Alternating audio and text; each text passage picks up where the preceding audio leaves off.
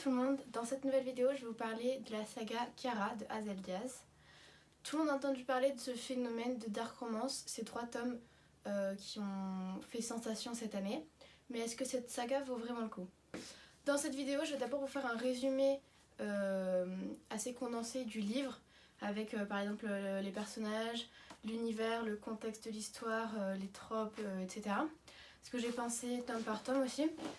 Ensuite, je vais vous parler de ce que j'ai aimé et de ce que je n'ai pas aimé. Je vous laisse tout de suite avec la suite de la vidéo. Alors déjà, avant toute chose, Kiara, ça commence par un trigger warning. C'est une dark romance assez sombre.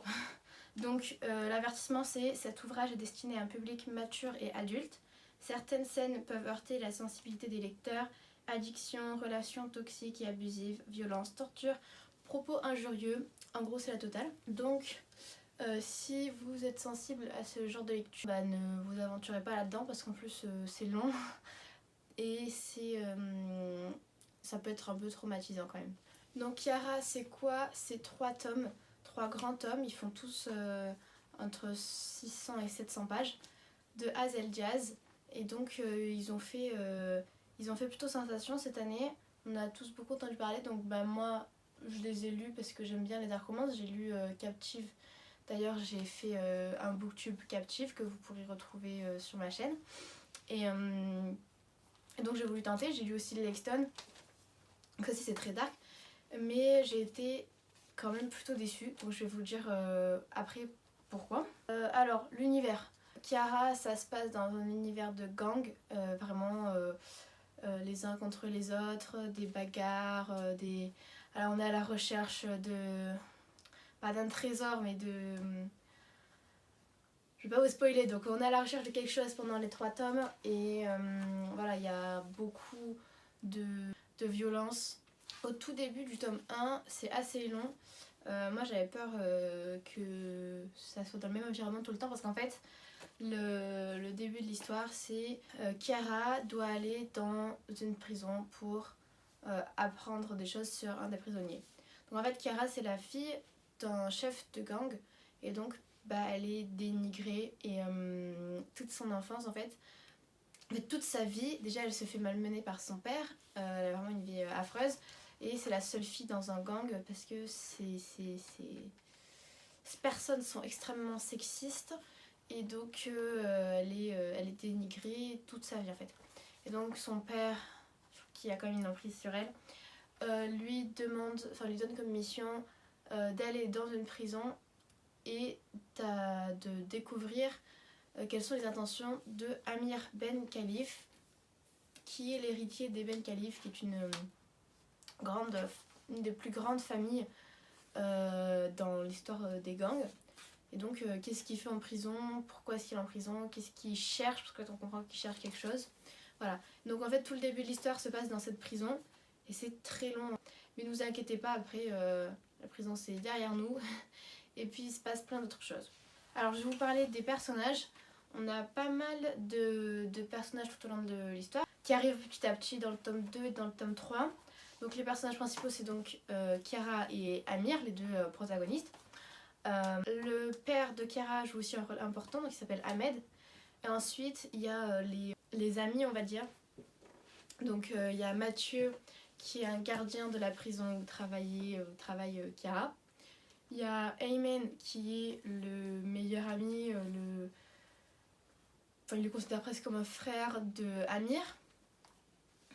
Et ensuite, alors comment dire, c'est un peu la gouvernante de Kiara en fait, qui a perdu sa mère. Donc cette femme a une place très importante pour Kiara, c'est Maria, elle aussi qui est plutôt importante dans le livre. Et puis dans le tome 2 et 3, je sais plus exactement, on découvre Josh et Ilian qui se rajoutent à la petite bande. Donc Ilian c'est un enfant de 11-12 ans, et Josh c'est une personne qui a une vie très compliquée, mais je vais pas m'aventurer là-dedans. Donc les tropes de ce livre, déjà c'est un enemy to lovers, et également dans le tome 2 il y a la trope du faux mariage. Voilà, vous devinez ce qui va se passer. Pour le tome 1, j'ai donné 3,75 étoiles sur 5. Pour le tome 2, 2 étoiles sur 5 et pour le tome 3, 2,5 étoiles sur 5. Donc voilà, c'est... Moi normalement je note plutôt gentil, genre j'ai beaucoup de livres 4-5 étoiles. Mais là, non, j'étais très déçue et j'ai pas apprécié ma lecture en fait. Je crois que j'ai dit tout ce que je voulais dire dans la partie résumé, donc je vais passer dans la partie de ce que j'ai aimé. Tout d'abord, j'ai adoré le personnage de Kiara, qui est donc une fille qui a énormément de courage et qui arrive à s'immiscer dans cet environnement très sexiste et horrible et qui la maltraite. Mais elle est toujours là et elle se bat et elle est très forte et du coup j'aime beaucoup son personnage qui est un des plus développés logiquement. Ensuite ce que j'aime moi aussi, c'est pour ça que j'ai lu ce livre, c'est quand même les univers de dark romance, tout ce qui est danger, action, adrénaline, gang, tout ça moi j'aime beaucoup. Donc j'en ai pas lu beaucoup, en fait j'ai lu la trilogie de Captive, j'ai lu les 2 tomes de Lexton, j'ai lu aussi Fallen Angel et du coup j'ai lu Kiara. Mais j'aime beaucoup cet univers, même si c'est un univers toxique et je sais que faut se rendre compte, faut avoir un esprit critique sur ce livre et se dire que tout ce qui se passe c'est mal, mais c'est un environnement que j'aime bien dans ma lecture on va dire. Et ensuite, une des raisons pour lesquelles j'ai aimé cette trilogie, c'est la Found Family qui se développe au fur et à mesure des tomes. C'est vraiment très touchant, moi j'aime beaucoup. Donc la Found Family, c'est-à-dire que les personnages au départ ils étaient presque seuls, abandonnés pour la plupart avec des problèmes dans leur enfance, dans leur vie. Et ils rencontrent des personnes qu'ils apprennent à connaître et en fait ces personnes deviennent leur famille pardon, deviennent leur famille et donc c'est ça la found family, c'est la famille que tu trouves, c'est pas la famille que tu as et je trouve que c'est très beau.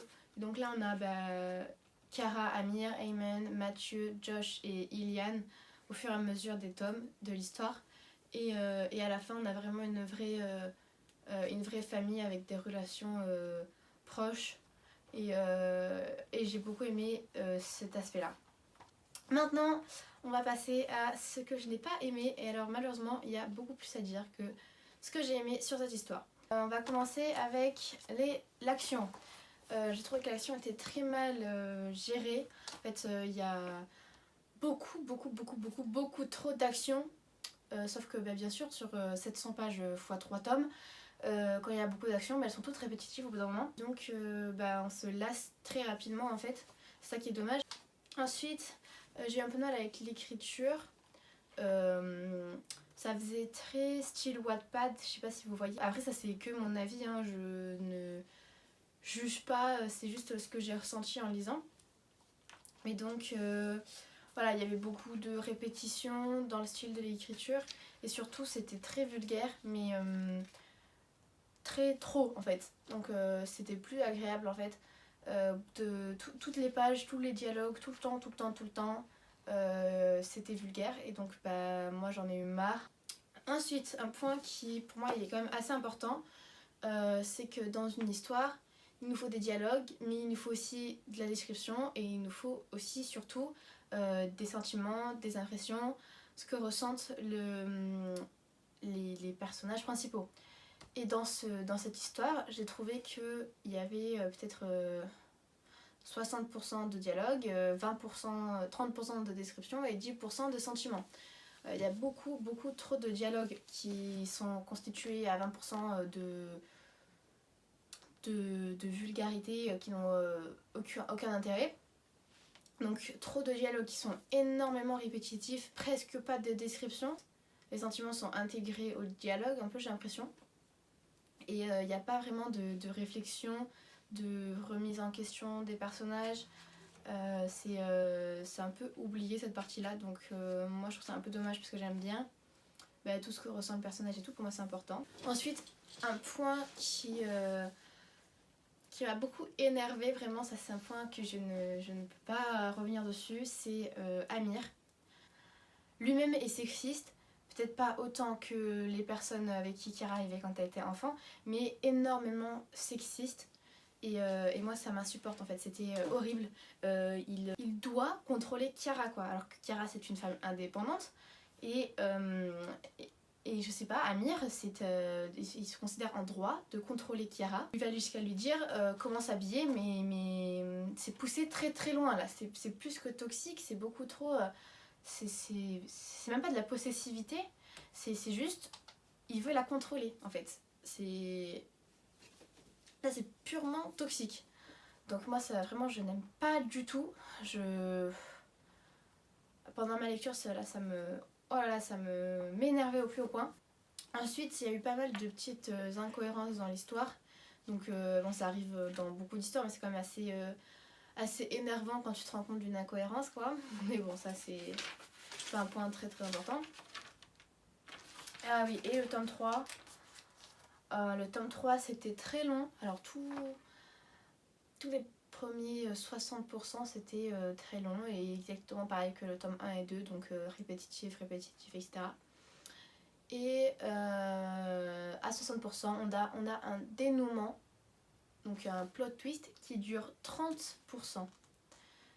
Je crois que c'est le pire plot twist que je n'ai jamais lu. Il est mal construit, il est très mal fait je trouve. Et en fait, généralement dans les livres, l'auteur, l'autrice met comme des petits indices, des éléments qui peuvent nous faire poser des questions, nous solliciter, nous mettre la puce à l'oreille sur le plot twist qui va arriver. Ce qui n'est absolument pas le cas, même... normalement quand on relit un livre, à chaque fois on trouve des petits éléments, on se dit ah oui, là je vois le rapport avec le plot twist, je comprends ce qui va arriver, voilà. Là, pas du tout, et du coup je trouve que c'est très dommage.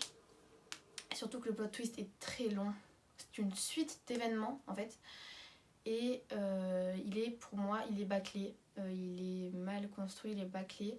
Il aurait pu être intéressant, mais voilà, je pense que il n'est pas assez réfléchi en fait. Donc on arrive à la fin de cette vidéo, voilà. Alors bien évidemment, tout ça c'est que mon avis à moi. C'est pas parce que j'ai pas aimé ces livres que vous avez pas aimé ces livres, moi ça n'a rien à voir. Déjà j'admire beaucoup cette autrice juste pour avoir fait 3 tomes de 700 pages, c'est énorme. Je sais que c'est très dur. Et donc n'hésitez pas à m'envoyer un commentaire pour me dire ce que vous avez pensé de la vidéo. Si vous avez lu Kiara, qu'est-ce que vous en avez pensé. Si vous voulez que je fasse une vidéo sur un livre en particulier, voilà, n'hésitez pas. Likez et abonnez-vous.